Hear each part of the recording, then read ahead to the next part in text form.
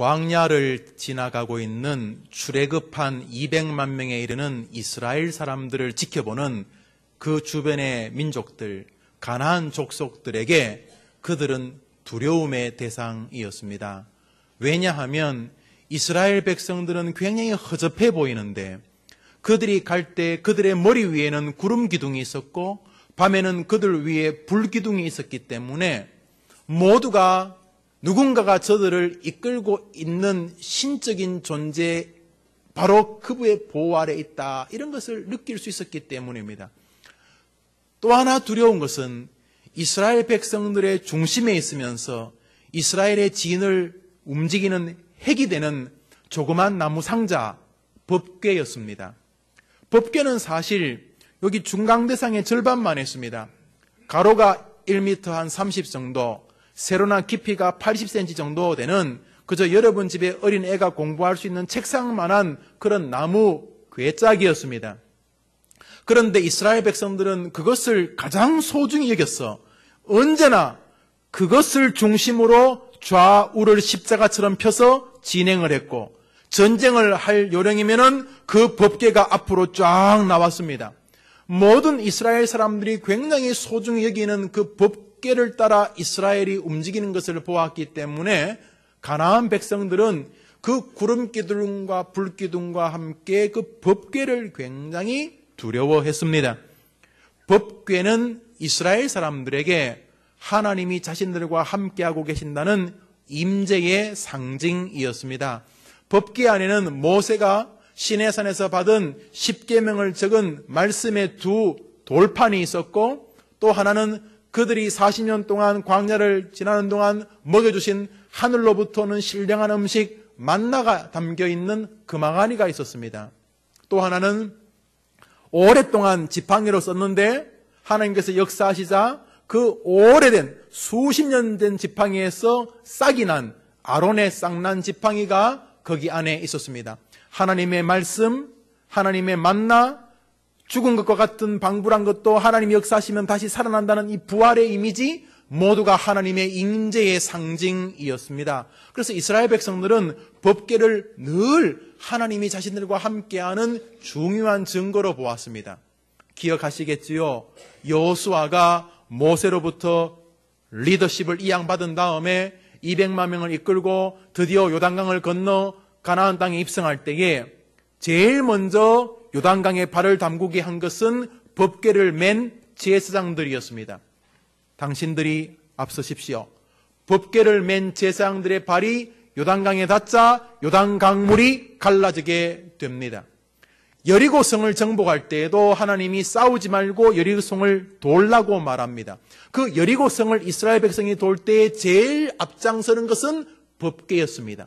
제사장들이 맨 법궤가 제일 앞서가고 이스라엘 백성들이 입을 다물고 그 여리고성을 7일간 돌아서 결국 여리고성이 무너진 것을 여러분이 기억하실 것입니다. 그렇게 법궤는 하나님께서, 그 여호와 하나님께서 이스라엘과 함께한다는 증거였고 하나님의 임재의 증빙이었습니다. 그러나 그것은 이스라엘 백성들이 전심으로 하나님을 자신들의 아버지로 존귀하게 여길 때의 일이었습니다. 서서히 이스라엘 백성들이 하나님을 대하는 믿음이 식어지고 하나님을 우습게 대하다가 결국 하나님께서 법궤를 떠나버리셨습니다. 엘리가 제사장으로 있을 때에 블레셋이 쳐들어옵니다. 그래서 이스라엘 백성들은 블레셋에게 자꾸 전쟁에서 밀리자 혹시나 법궤를 가지고 가면 이길지 모르겠다 싶어서 성전에 있던 법궤를 얼른 가져와가지고 전쟁터에 내밉니다. 그러자 블레셋이 주춤합니다. 왜냐하면 그 공포의 법궤가 나타났기 때문입니다. 한동안 주저주저 하다가 그래도 혹시나 싶어서 밀어버렸더니 밀리는 것입니다. 볼 것 아니다 하고 블레셋 사람이 그때 이스라엘을 거의 다 그냥 진멸해버리고 법궤를 빼앗아 가버립니다. 얼마나 신났겠습니까? 야, 이스라엘 신도 이제 우리의 신 다곤보다 못하구나, 끝났구나 하고는 그 법궤를 뺏어와가지고는 자기들이 섬기는 신상 다곤의 신전 옆에 법궤를 딱 놔뒀습니다. 그런데 아침에 일어나 보니까 그 다곤상이 아주 그냥 목이 떨어지고 팔이 부러지고 아주 그냥 박살이 나 있는 거예요. 이게 무슨 일인가 싶어서 석공을 불러서 다시금 다곤 신상을 잘 만들어 뒀습니다. 그 다음날 아침에 보니까 이번엔 거의 그냥 가루가 돼버린 것입니다. 그제서야 블레셋 사람들이 저 법궤를 잘못 가지고 왔나? 저 애물단지인가? 저거 괜히 가져왔나? 이런 생각을 할 즈음에 블레셋 진영 전체에 병이 돌기 시작합니다. 사람들이 막 병으로 죽습니다. 그랬더니 블레셋의 술객들이 임금, 저거 좋은 거 아닙니다. 저거 우리 가지고 있을 이유가 하나도 없습니다. 마치 핵 우라늄 찌꺼기 같은 거 이제 있으면 아무도 안 좋습니다. 그래서 그럼 어떡하지? 저 돌려보냅시다. 그래서 소 한 마리를 잘 준비해서 법궤를 술에 실어가지고 소한테 어야 했더니 소가 옆 좌우도 안 돌아보고 새끼도 안 돌아보고 똑바로 블레셋으로 가서 국경을 넘습니다. 그러니까 기럇 여아림이 어디냐 하면 우리나라 말하면 북한과 우리나라의 휴전선 바로 대성마을, 대성리 같은 판문점 그 근방입니다. 기럇 여아림으로 소가 법궤를 메고 다시 이스라엘로 돌아오게 됩니다. 요 이야기는 사무엘상 7장에 잘 나오는데요. 기럇 여아림 사람들이 돌아오는 법궤를 보고 이렇게 처리합니다. 기럇 여아림 사람들이 와서 여호와의 궤를 옮겨 산에 사는 아비나답의 집에 들여놓고 그의 아들 엘리야사를 거룩하게 구별하여 여호와의 궤를 지키게 하였더니 법궤가 빼앗긴 지 얼마 만에 그 블레셋 사람들이 그 법궤를 감당하지 못하고 할 수 없이 이스라엘로 돌려보내자 그 법궤는 기럇 여아림 아비나답이라는 사람 집에 엘르아사이라는 그 아비나답의 아들이 그 법궤를 잘 보관할 수 있도록 거기 머물게 됩니다. 그 시절에 성전에서 애 하나가 자라고 있었습니다. 어린애 하나가. 사무엘입니다. 법궤가 빼앗기고 돌아올 때 사무엘은 어린 아이였습니다. 그 사무엘이 커서 사울에게 기름을 부어 임금을 세웁니다. 사울이 임금에서 40년 생활했기 때문에 그 법궤가 돌아온 시간 플러스 사울의 임금 기간 40년, 사울을 폐위시키고 다시 다윗이 임금이 되어져 다윗이 팔레스타인 지역을 거의 다 정복했던 시간을 다 합치면은 법궤가 기럇 여아림 아비나담의 집에 있은 지가 67년 6개월, 짧게 잡으면 많이 잡으면 70년이 넘어갑니다. 법궤가 기럇 여아림 사람 집에 70년쯤 있을 즈음에 다윗이 거의 모든 팔레스타인 지역을 다 정복합니다. 드디어 예루살렘까지 정복하고 예루살렘에 궁궐을 세웁니다. 다윗성을 세웁니다. 자, 궁궐에 이렇게 앉아 있다가 불현듯 법궤가 생각이 났습니다. 나는 이렇게 멋진 궁궐에 사는데 여호와의 법궤가 지금 어디 있지? 아니 아직까지도 그 기럇 여아림 그 판문점 시골 거기 있단 말이야? 야, 이거 가져오는 게 안 좋겠나? 그래서 사람들과 상의를 합니다. 13장 1절로부터 3절까지를 읽습니다. 13장 1절로부터 3절입니다. 역대상 13장 1절로부터 3절입니다. 시작. 다윗이 천부장과 백부장 곧 모든 지휘관과 더불어 의논하고 다윗이 이스라엘의 온 회중에게 이르되 만일 너희가 좋게 여기고 또 우리의 하나님 여호와께로 말미암았으면 우리가 이스라엘 온 땅에 남아있는 우리 형제와 또 초원이 딸린 성읍에 사는 제장들과 레위 사람들에게 전령을 보내 그들을 우리에게로 모이게 하고 우리가 우리 하나님의 궤를 우리에게로 옮겨오자. 사울 때에는 우리가 궤 앞에 묻지 아니하였느니라 하며, 자, 우리가 법궤를 예루살렘 이스라엘의 수도로 임금이 있는 이곳으로 다시 모시고 오자. 법궤가 저 시골에 저렇게 방치되어 있으면 안 되지 않느냐, 이렇게 생각을 합니다. 법궤를 다시금 예루살렘으로 모셔오기로 마음을 먹고 다윗은 온 나라가 법궤 수송에 힘을 모으도록 명을 내립니다. 이 이야기는 병행 본문인 사무엘하 6장에 잘 나타납니다. 제가 한 2절 읽겠습니다. 들어보시죠. 다윗이 이스라엘에서 뺀 무리 3만을 다시 모으고 일어나서 그 앞에 있는 모든 사람으로 더불어 거기서 하나님의 궤를 메어 오려 하니 저희가 하나님의 궤를 새 수레에 싣고, 수레를 새고로 잘 만들었다는 말이죠. 새 수레에 싣고 산에 있는 아비나답의 집에서 나오는데 아비나답의 아들 우사와 아효가 그 새 수레를 모니라. 예루살렘에서 기럇 여아림까지는 약 한 50리쯤 됩니다. 한 20km 남짓되는데, 야, 생각해 보십시오. 3만 명의 군대를 모았습니다. 3만 명의 군대. 3만의 군대를 모으고 궁궐에 있는 왕족들, 귀족들 다 불러 모으고 수천 명의 찬양대를 불러 모아서 새 수레를 잘 만들어 가지고 법궤를 가지러 예루살렘에서 기럇 여아림으로 내려갑니다. 드디어 도착했습니다. 그리고 난 다음에 그 아비나답의 집에서 70년간 있었으니까 아비나답의 자식들에게 자네들은 이 법궤가 오래 있었으니까 자네들이 운반하시면 좋겠네. 그래서 아비나답의 아들 아효와 우사에게 이 법궤를 예루살렘까지 옮기는 수레를 이끄는 책임을 맡겼다 하는 것입니다. 그런데 이 사무엘 하에 아비나답의 아들 우사와 아효라고 되는데 이 아들이 복수형입니다. 그러니까 아효와 우사라는 뜻이라기보다는 히브리적 표현이면 아들들의 아들들 이런 뜻입니다. 아들의 아들이면 손자지요. 그러니까 아비나답 때에 법궤가 아비나답의 집에 도착했는데 그때에도 이미 아비나답이 나이가 많아서 아비나답의 아들 엘르아살에게 법궤를 잘 보관하라 그랬어요. 그런데 엘르아살이 70년이 지났으니까 그때 20살에도 지금 90살이 넘었으니까 90 노인들과 형제일 것은 아닌 것 같아요. 그러니까 구약적인 표현을 벌리면 이 아효와 우사는 아비나답의 손자 엘르아살의 자녀들로 보입니다. 적게 잡으면 20대, 많이 잡으면 40, 50대로 보이는 이 두 사람에게 이 법궤를 잘 모시고 예루살렘으로 가게 하고 그 뒤에 다윗이 서고 그 뒤에 왕족들과 귀족들과 3만 명의 군대가 서고 그 뒤에 찬양대가 서면서 장관을 이루면서 예루살렘 쪽으로 올라오고 있었습니다. 한참 올라오다가 이런 일이 벌어졌습니다. 9절입니다. 우리 읽었던 본문이죠. 13장 9절 읽읍시다. 시작. 기돈의 타작마당에 이르러서는 소들이 뛰므로 우사가 손을 펴서 궤를 붙들었더니, 여기 소들이 뛰므로 이래요.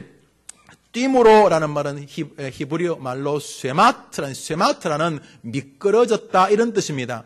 그 미끄러지는 게 뭐 일부러도 미끄러질 수 있으니까 타작마당이 이렇게 있으니까 거기 곡식들을 이렇게 써놨으니까 소가 한 입 먹고 가고 싶다. 그래서 멈춰 섰는지 아니면 정말 뭐 집단을 비워놨는데 잘못 헛디뎠는지 갑자기 소가 벌쩍 뛰니까 소 뒤 실은 법궤가 주룩 밀려 밑으로 떨어질 것처럼 뛰었다는 것입니다.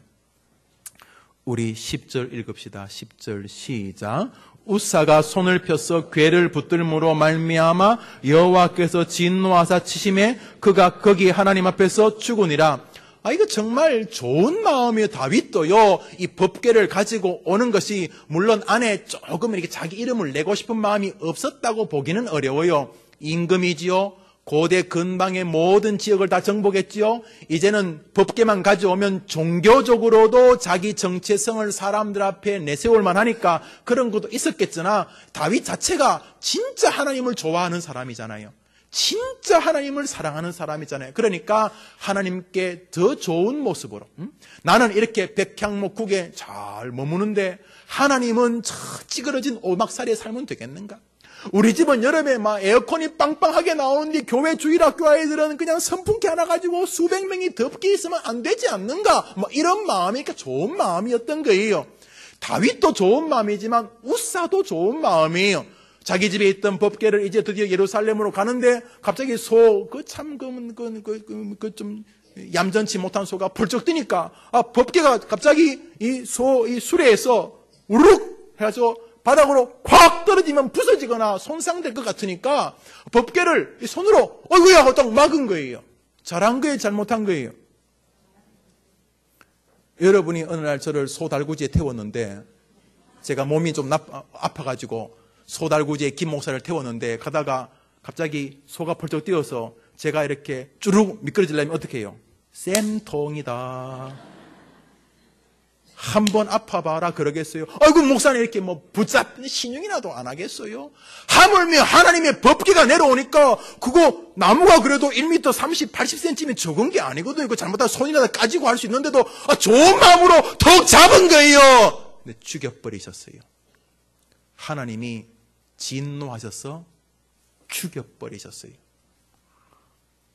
잘하자고 한 건데 진짜 잘하자고 한 건데 죽여버렸어요.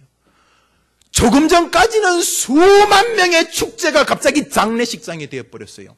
그냥 장례식도 아니고 하나님의 의미가 충돌함으로써 그 전체가 공포스러운 분위기에 확 젖어버렸어요.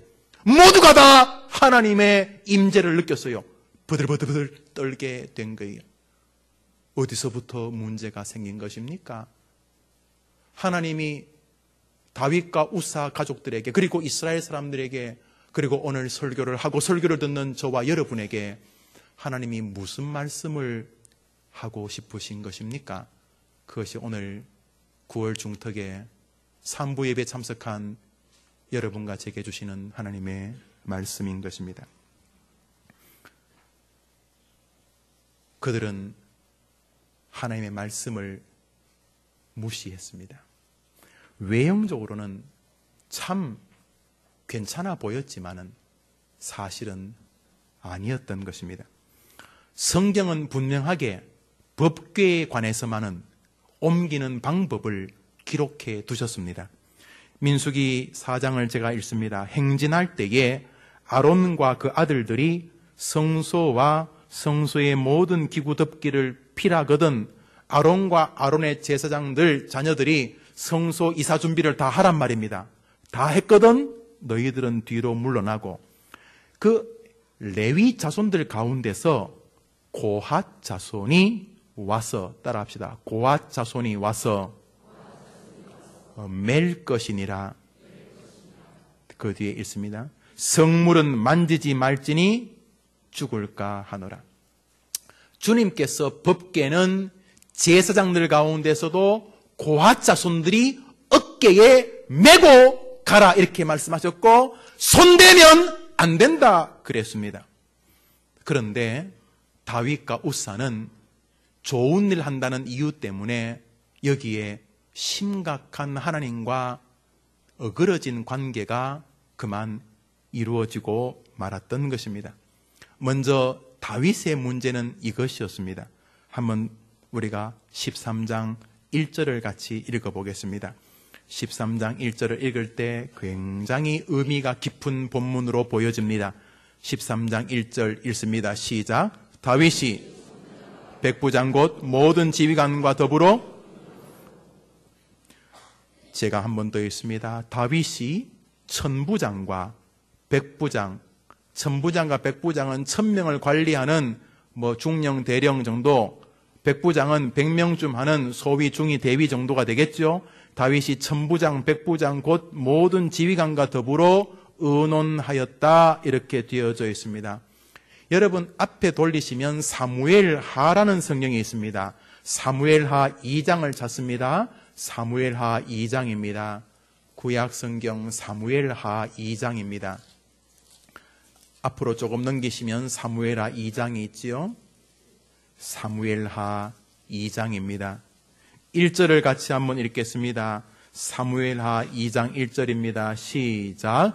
그 후에 다윗이 여호와께 여쭈어 아뢰되 내가 유다 한 성읍으로 올라가리까? 여호와께서 이르시되 올라가라. 다윗이 아뢰되 어디로 가리까? 이르시되 헤브론으로 갈지니라. 한번 따라합시다. 다윗이 여호와께 여쭈어 아뢰되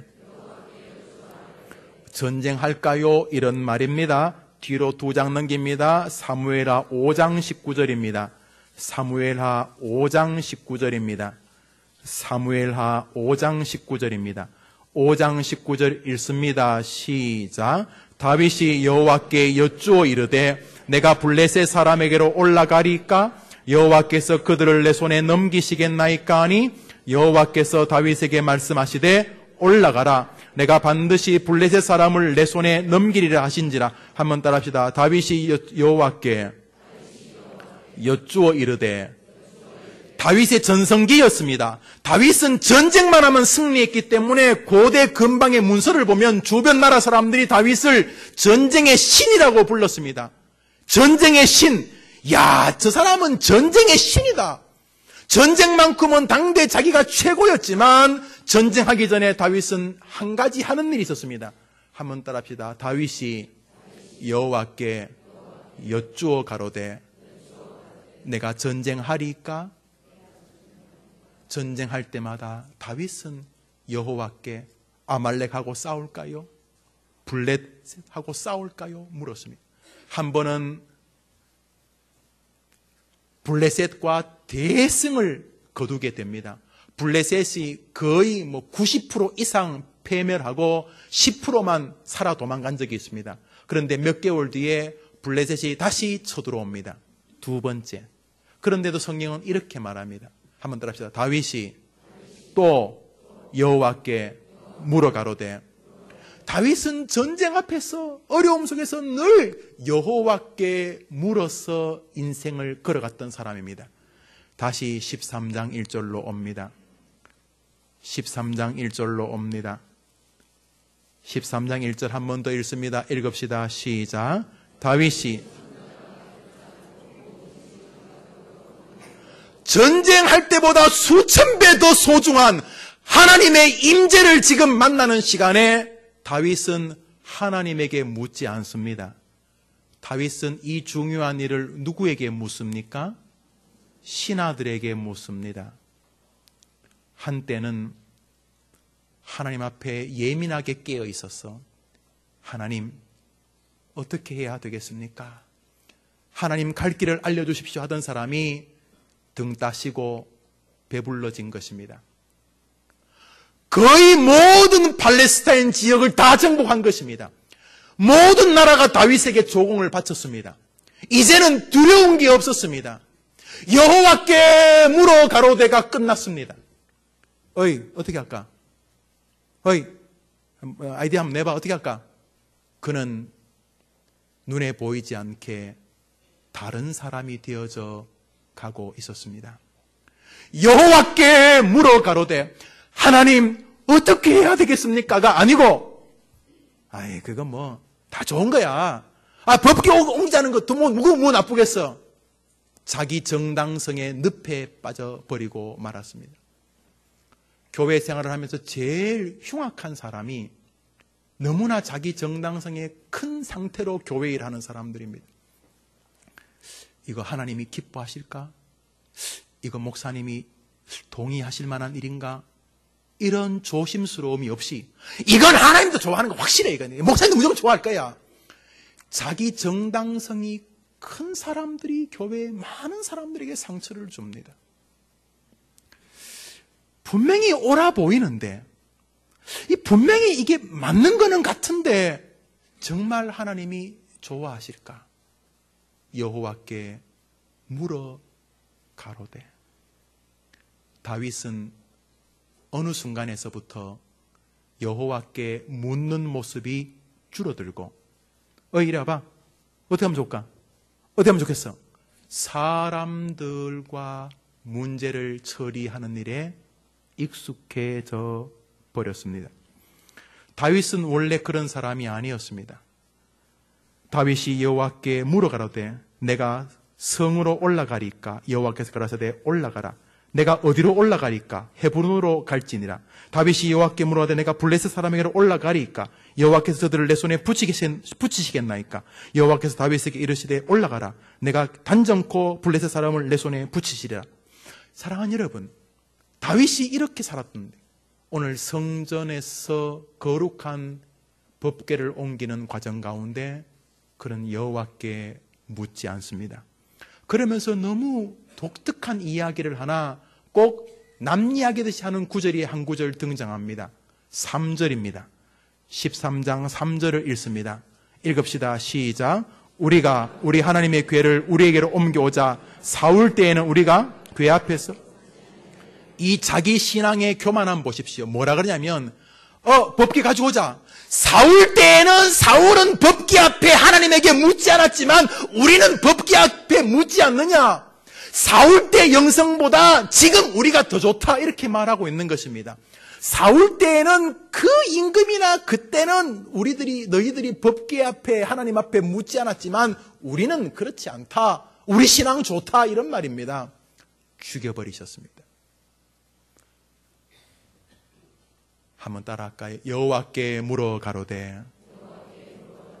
목회를 하다 보면은 교인들 가운데 자신들의 삶의 중요한 문제를 목사에게 상의하는 분들이 많이 계십니다. 목사님 이번에 사업을 이렇게 하려는데 목사님 기도해 주시고 생각이 어떠신지 말씀해 주시겠습니까? 저보다 그분들이 인간적으로 더 잘하실 거예요. 그런데도 목사에게 상의하는 건 목사의 아이디어나 목사의 지식이나 목사의 IQ의 도움을 받고자 하는 게 아닐 것입니다. 하나님께서 목사를 이 교회에 하나님의 대리자로 세우셨다는 믿음 때문에 하나님에게 상의하고자 하는 작은 몸부림일 것입니다. 저는 그것을 하나님이 분명히 귀하게 본다고 저는 확신하는 목사입니다. 물론 저는 제 자신을 압니다. 제가 얼마나 부족한 목사인지, 지금 제가 이렇게 말하는 게 그냥 이렇게 한 자락 겸손으로 까는 것이면 좋겠습니다. 저는 정말 제가 어느 정도의 목사인지를 압니다. 참 부족하고 형편없는 사람입니다. 그러나 동시에 하나 아는 게 있습니다. 하나님이 저를 이 교회에 당신의 대리자로 세우셨다는 것입니다. 그래서 자녀들이 군대를 갈 때 목사에게 데려와서 기도를 부탁합니다. 저는 그런 가정들을 하나님이 복 주신다고 분명히 믿습니다. 왜냐하면 이 땅에서 우리가 할 수 있는 하나님께 묻는 액션과 제스처, 우리가 할 수 있는 우리 범위 안에서의 몸부림이기 때문입니다. 다윗이 한때는 그랬습니다. 그런데 더 이상 이제 안 그렇습니다. 그는 충분히 자기의 지식의 범위 내에서 자기 똘마니들 데리고 몇몇 사람들 데리고 충분히 인생을 행복하게 만들 수 있다고 생각을 했습니다. 죽여버리셨습니다. 우리 해림교회 성도님들이 다시금 하나님 앞에 첫사랑을 회복해서 인생을 살 때 늘 하나님께 여쭈어 가로되 하던 전성기의 다윗의 영성의 회복자들 되기를 주의 이름으로 축원합니다. 축원합니다. 두 번째로 우사의 문제입니다. 우사의 문제는 한번 따라합시다. 우사의 문제는 익숙함이었습니다. 우사는 태어날 때부터 법궤와 함께 자랐습니다. 다른 사람들은 법궤 한번 보려면 몇 날 며칠을 와야 되지만 그 아이는 자기 집에 법궤가 있었습니다. 하나님의 임재의 상징이 그 앞에 있었습니다. 할아버지 아비나답, 아버지 엘르아살이 법궤를 대하는 것을 지켜보고 자랐습니다. 남들은 설교 한 편 듣기가 어렵지만 어릴 때부터 설교를 지겹게 들었습니다. 우리 원로 목사님이 북한 선교, 이슬람 선교하는 오픈도 선교의 한국 이사장이셨고 현재 지금 제가 이사로 선교입니다. 북한에서 나오는 편지를 직접 봅니다. 아주 성실하게 선교입니다. 그런데 설교를 듣고 싶어합니다. 목사가 없습니다. 중국에는 남경신학교 그런 중국의 정부가 인정하는 신학교 한 해 졸업생이 20명에서 30명입니다. 길림성 같은 곳은 대한민국보다 더 큽니다. 성에. 그 성에 목사가 100명도 채 안 됩니다. 그래서 목사 한 명이 30개, 50개 교회를 관리합니다. 그러니까 목사님이 한 교회 가서 설교하는 게 1년에 한 번 내지 2번입니다. 두방강 프로젝트 가보시면 아실 겁니다. 큰 교회를 제외하고 지방에 있는 처소교회들은 전부 다 나이 많으신 권사님, 여집사님, 할아버지 집사님이 인도하십니다. 장로님도 잘 안 계십니다. 그래도 600명, 700명씩 모입니다. 그러다가 목사님이 저 도시에서 한번 오면 막 축제가 됩니다. 그런데 이 시대는 너무 쉽게 말씀을 들을 수 있습니다. 그래서 익숙해진 것입니다.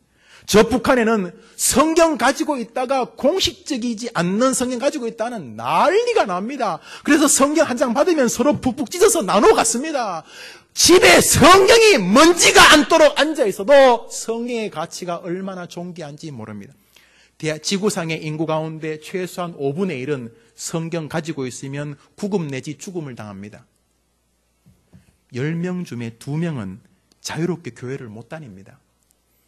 대한민국이 5천년 역사라 그러죠. 5천년 역사 가운데 우리 기독교인들이 교회 가고 싶을 때 자유롭게 교회 온 것은 100년이 안 됩니다. 일제시대에 교회 가는 거 쉽지 않았습니다. 제압리 교십시오. 집어넣고 쏴죽이고 불질러 버리지 않습니까? 전북의 옥구교회 목사, 장로 죽창으로 찔러서 우물에 다 죽였습니다. 6.25 때 얼마나 많은 교인들이 죽었습니까? 대한민국 역사 가운데 지금 이렇게 자유롭게 교회 오고 싶으면 오고 텔레비전 재밌으면 안 오고 이런 시절이 몇 년 안 됩니다. 다시 우리 교회들이 금방 떨면 하나님이 또 우리에게 고통을 줄지 모릅니다. 세계 기독교 박해지수 1위 조선민주주의 인민공화국 북한입니다. 세계의 나라 가운데 기독교를 제일 박해하는 나라가 저 북쪽에 있습니다. 그들에게 성령 한 권은 생명 같습니다. 우사에게는 아니었습니다. 우사는 태어나니까 아버지 집에 법궤가 있습니다. 태어나 보니까 할아버지 집에 법궤가 있습니다. 법궤와 함께 자랐습니다.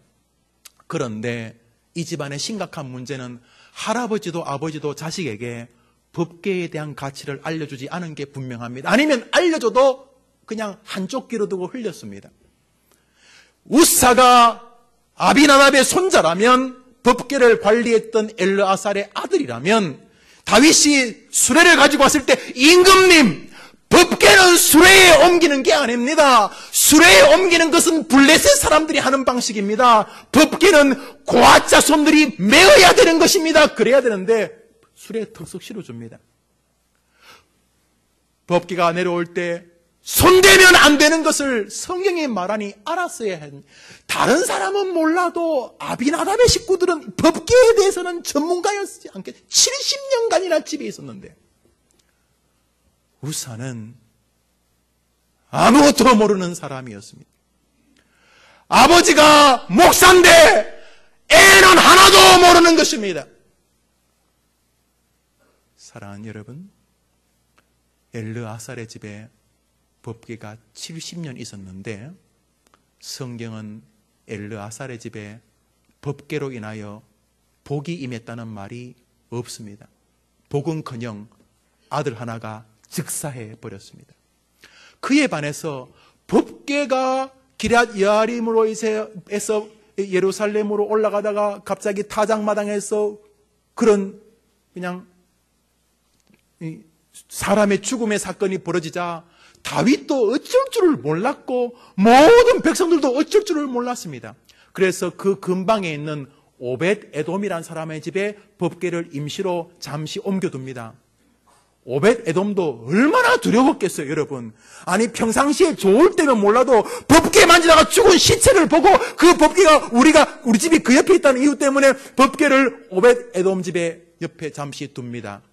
오벳 에돔이란 이름은 에돔의 종, servant of 에돔이라는 뜻입니다. 이 사람이 이 에돔 나라에 아마 부모들이 포로로 끌려갔다가 거기서 주인이 이름을 지어줬나 봐요.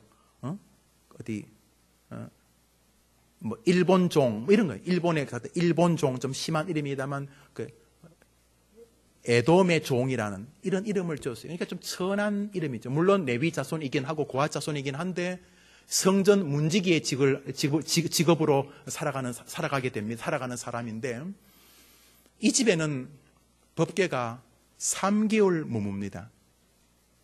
그런데 하나님이 이 집에 한량없는 복을 부어주셨습니다.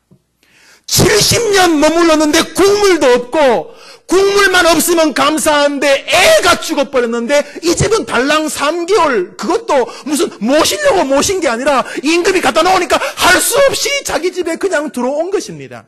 성경 말씀 있습니다. 성경 말씀 읽습니다. 13절 14절 2절 읽읍시다. 13절 14절 시작. 다윗이 궤를 옮겨 그 대신 가드 사람 오벳 에돔의 집으로 메어가니라. 하나님의 궤가 오벳 에돔의 집에서 그의 가족과 함께 석 달을 있으니라. 여호와께서 오벳 에돔의 집과 그의 모든 소유에 다윗과 우사의 슬픈 이야기와 달리 이 오벳 에돔의 집은 법궤로 인하여 굉장히 큰 복을 받게 됩니다. 그것도 3개월 달랑 머물렀는데요. 법궤를 이 오벳 에돔과 그의 가족들이 대했을 그림이 그려집니다. 우선 두려움이었을 것입니다. 평소에도 법궤를 대하는 게 쉽지 않았겠지만 방금 전 자기 동네에서 우사가 법궤에 손대다가 즉사하는 것을 보았기 때문에 오벳 에돔과 가족들은 법궤를 대할 때에 경외심 정도가 아니라 두려움이었을 것입니다. 오벳 에돔에도 가족들이 있었던 것 같아요. 성경이 가족들에게도 복을 줬다니까. 그러니까 오벳 에돔과 가족들은 아침 저녁으로 얘들아 조심해라. 법궤 옆 지나갈 때는 옷 좀 바르게 하고 법궤 옆으로 지나갈 때는 조용히 기도하고 함부로 떠들지 말고 하나님께 잠시 경배하고 뒷걸음치면서 조심해라. 조심해라. 오벳 에돔의 집에서 법궤는 법궤 대접을 받았습니다. 에이, 이거 다 교회 한두 번이 다 알아요. 척하면 퉁이지 다 알아요. 이런 식으로 대하지 않고 오벳 에돔에서 법궤는 법궤 취급을 받게 되었을 것입니다. 오벳 에돔이 법궤를 소중히 여겼을 것이고 두려움으로 여겼을 것입니다. 법궤가 3개월 동안 있는 동안 하나님은 오벳 에돔의 집에 복을 주셨다. 구약의 복이라는 것은 양, 소 많아지고 자식들 잘 되고 이런 것인데 모든 사람들이 오벳 에돔의 집이 번성하고 있다는 걸 느낄 수 있었습니다. 훗날 다윗도 그 소식을 듣고 3개월 만에 이번에는 예를 갖춰서 그 법궤를 고아 자손이 메고 성령이 말하는 방식으로 예루살렘으로 옮겨가게 되는 장면이 그 뒤에 나오게 됩니다. 법궤 안에 들어 있었던 것이 무엇인가? 법궤 안에는 말씀드렸듯이 십계명 하나님의 말씀과 만나와 아론의 쌍난 지팡이가 들어 있었습니다. 칼빈 선생님은 이 본문을 설교하시면서 법궤는 예수 그리스도의 완벽한 예고의 상징이라고 말했습니다. 말씀, 구약의 말씀 정도가 아니라 예수님은 친히 말씀이 육신이 되신 분이요. 그분 자체가 말씀이 아닌가 이렇게 말했고, 만나, 하늘로 내려온 진정한 만나, 먹고 죽는 것이 아니라 먹으면 영원히 사는, 나는 하늘로부터 온 만나라고 하신 분이 있다. 누구냐? 예수 그리스도이시다. 죽어버린 나무 짝대기에서 다시 싹이 나게 하는 것처럼 모든 죽은 것을 다시 살리는 부활의 주님이 누구신가? 예수 그리스도다. 법궤는 예수님을 상징한다 말했고, 설교의 황태자로 불렸던 스펄전 목사님도 법궤처럼 예수님을 완벽하게 예고하는 모형은 없다라고 말했습니다. 여러분, 오벳 에돔이 법궤를 자기 집에 모셔드리고 복을 받았다면 법궤 정도가 아니라 말씀 10계명이나 항아리에 든 만나나 모세 쌍난 지팡이가 아니라 아예 하나님 말씀이시며 영혼의 만나이시며 부활의 구주이신 예수 그리스도를 법궤처럼 여러분의 마음에 진심으로 존경과 사랑과 두려움과 의미로 모셔드리면 얼마나 큰 복을 받겠느냐 하는 것입니다. 그 말하고 싶은 것입니다. 너희들이 어릴 때부터 교회 다녔다고 익숙하게 나를 대하지 말라는 것입니다. 너희들이 나 예수를 그렇게 함부로 대하지 말라는 것입니다. 존엄히 여기고 사랑하며 귀하게 여기며 그분을 기쁘게 모셔드리면 오벳 에돔의 집에 복을 주셨던 하나님이 여러분들에게도 복을 주신다는 것인 줄 믿으시기를 바랍니다. 말씀을 맺습니다. 사랑하는 여러분, 다윗의 이야기가 남의 이야기였으면 참 좋겠으나 다윗의 모습 속에서 첫사랑이 서서히 식어가는 어딘가 우리의 모습이 비추어지지는 않습니까? 우사의 이야기가 남의 이야기면 정말 좋겠으나 우사의 모습 속에서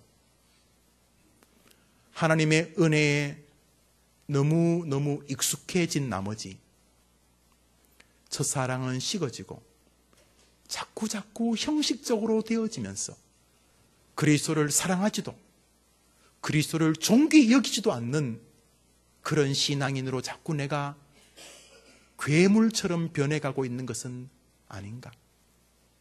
아니면 다시 마음을 잘 추스려서 예수 그리스도 그분을 내가 다시금 귀하게 여기고 그분의 전능하심을 존중히 여기고 때로는 그분을 두려워하면서 그분과 함께 그분이 내 안에 들어와 계신 것을 감격히 하며 그분이 내 안에 들어온 것을 즐거워하며 볼지어다 내가 문 밖에 서서 두드리노니 누구든지 내 음성을 듣고 문을 열면 내가 그에게로 들어가 그로 더불어 먹고 그는 나로 더불어 먹으리라 한 것처럼 예수님을 진심으로 내 마음의 구주로 영접하는 나는 복된 삶을 살지 않겠는가 하는 결심의 생애를 살고 있는지 점검하는 가운데 여러분 모두가 오벳 에돔과 오벳 에돔의 집 같은 축복을 누리는 하나님의 귀한 용사들 되시기를 주의 이름으로 축원합니다. 기도합시다. 하나님 아버지, 우리 모두에게 그 은혜를 허락해 주옵소서. 예수님의 이름으로 기도합니다. 아멘. 우리 다 같이 자리에 일어나셔서 주기도성 찬송하십니다.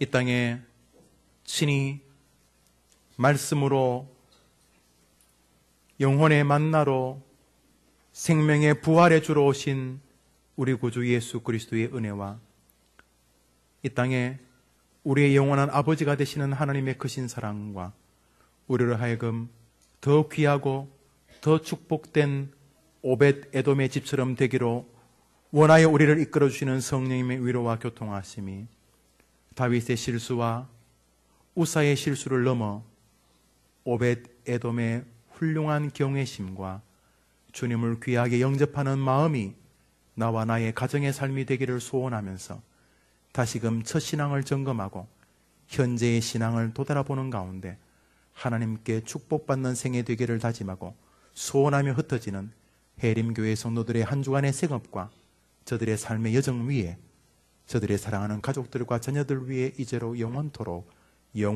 함께 있을지어다. 아멘.